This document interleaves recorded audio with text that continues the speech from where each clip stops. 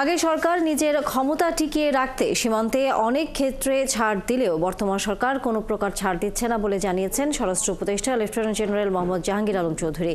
বলেন এই কারণেই সীমান্তে ছোটখাটো কিছু সমস্যা হচ্ছে।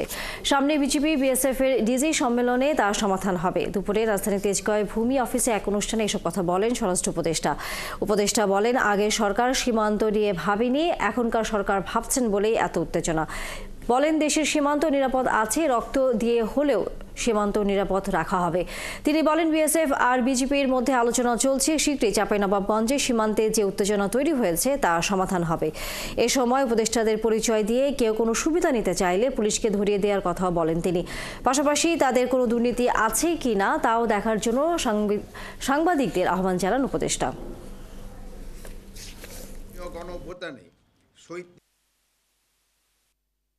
বিজিবি কিন্তু সবসময় সীমান্তে অ্যালার্ট আছে এবং আমাদের সীমান্ত সম্পূর্ণভাবে সুরক্ষিত আছে।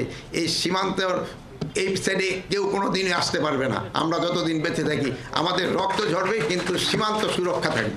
ওখানে অনেক সময় হচ্ছে যে ওরা হয়তো একটু সেদিক করলেও আমরা ওইরকম কোনো সময় প্রতিবাদ করি নাই।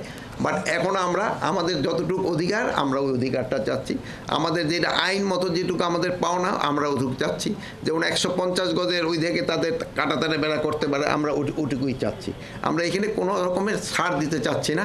আগে হয়তো দুই একটা জায়গায় একটু ছাড় দেওয়া হয়েছে, এখন ওই ছাড় দেওয়াটা হচ্ছে না, দেখি একটু সমস্যা হচ্ছে।